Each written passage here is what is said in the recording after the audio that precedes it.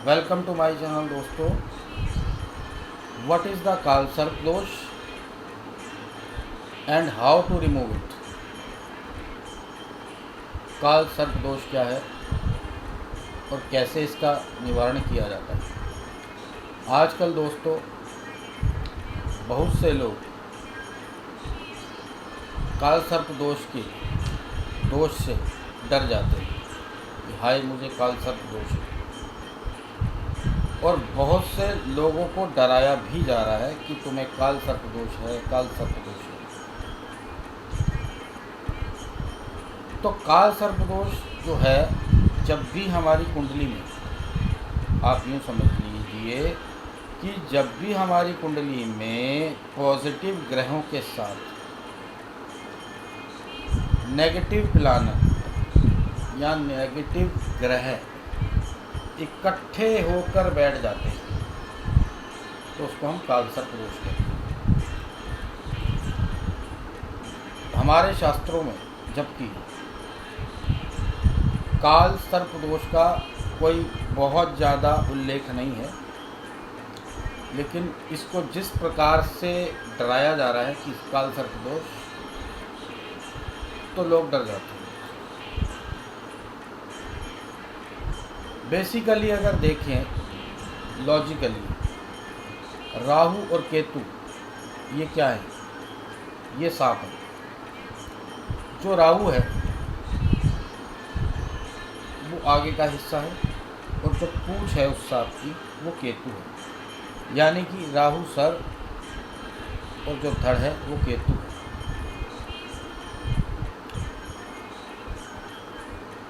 जिस काल में या जिस समय में जन्म होता है किसी भी व्यक्ति का, बाय लक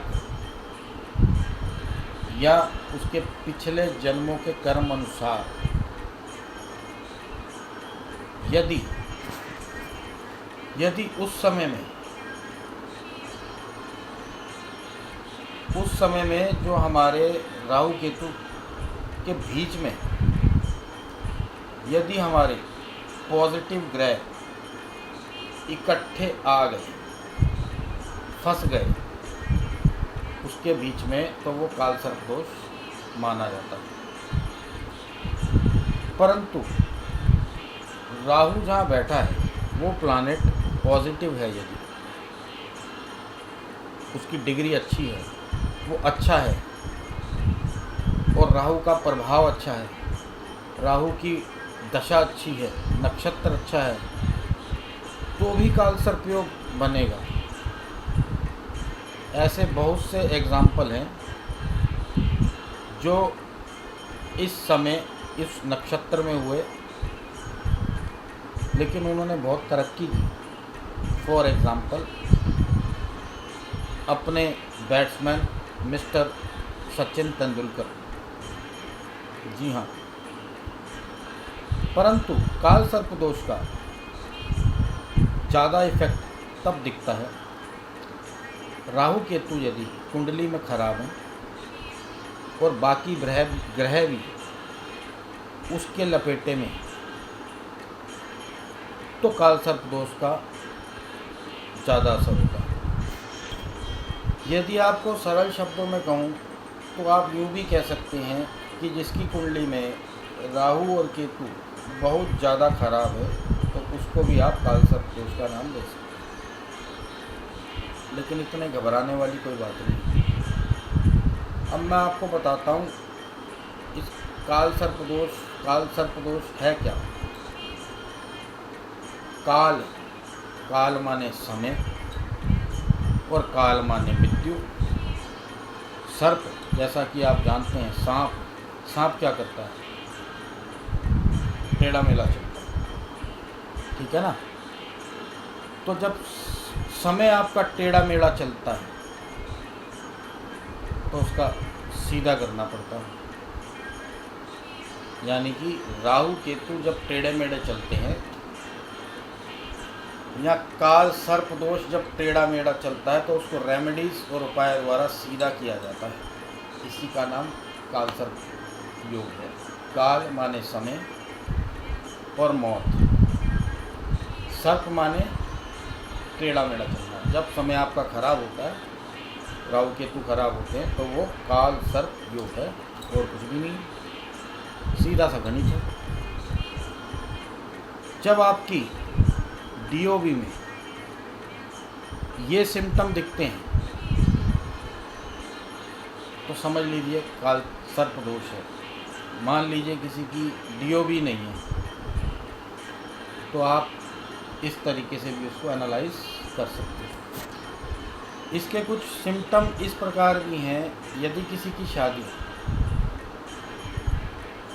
होती नहीं या फिर बार बार होकर सगाई होकर टूट जाती है या शादी होकर टूट जाती है, डिवोर्स हो जाता है, तो भी ये इसका एक मुख्य लक्षण है। दूसरा, बहुत मेहनत और प्रयास करने के बाद भी उसका कैरियर नहीं बन पाता, ये भी एक इसका सिम्टम्स है। और बहुत सी दवाएं खाने के बाद भी दवा नहीं लगती या फिर घर से बीमारी नहीं जाती, ये भी इसका एक मुख्य लक्षण है। और राहु को हमारे शास्त्रों में ऐसा कहा गया है कि ये हमारे पितरों से रिलेटेड है। अगर हम इसको गहराई में जाकर देखें तो ये पितरों से भी हमारा रिलेटेड है, क्योंकि हमारी कुंडली जो है पिछले जन्म के कर्मों के अनुसार बनती है। इसको हम पिशाच योग और शाप योग की कुंडली भी कहते हैं। तो दोस्तों, जिनकी कुंडली में शाप दोष या पिशाच दोष होता है, तो भी ये काल सर्प दोष के अंतर आ जाता है। उनके घरों में यदि लड़कियां हैं तो किसी की भी शादी नहीं होती,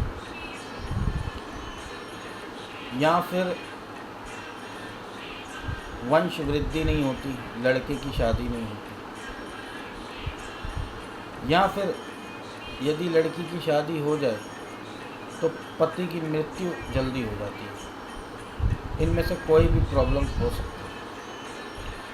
एग्जैक्ट तो हमको कुंडली देखने के बाद ही पता चलता है।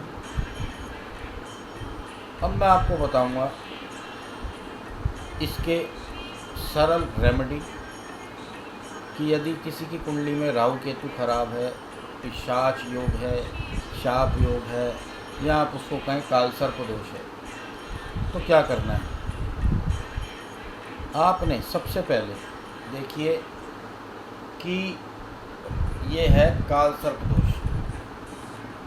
तो सांप कहाँ रहते हैं? शिवजी जी की गर्दन पर, जहाँ पर जाकर कि सब विष दूर हो जाते हैं। तो आपको या जिसको भी काल सर्प दोष है, शिवजी जी का अभिषेक करना है और दर्शन करना है। विशेषकर शिवरात्रि हो या फिर अपना सोमवार हो, तो आपको ये करना है, क्योंकि शिवजी जी के ऊपर कोई भी शाप और कोई भी पिशाच और कोई भी विष काम नहीं करता है। नंबर 2, आपको चांदी का नाग नागिन का जोड़ा लेना है। उसको किसी भी अच्छी तिथि, शिवरात्रि, महाशिवरात्रि या किसी भी साल सावन के महीने में या किसी सोमवार आपको शिवलिंग पर अर्पण कर देना है और क्षमा मांगनी है कि मेरी कुंडली पर जो भी दोष लगे हैं वो क्षमा कर दें। और यदि करवा सकें तो शिवजी जी का शिवलिंग का अभिषेक करवा दें। और एक उपाय और है, तांबे के छोटे छोटे 108 नाग नागिन ले लीजिए, उसको अपने सिर से एंटी क्लॉकवाइज उल्टा, ऐसे सीधा नहीं घुमाना, उल्टा उल्टा घुमाकर आपको किसी नदी में जल प्रवाहित कर देना। काल सर्प दोष, राहु केतु, पिशाच दोष या फिर विष दोष सब स्वाहा। तो दोस्तों आज के लिए इतना ही। जय बाबा जी, नमः शिवाय।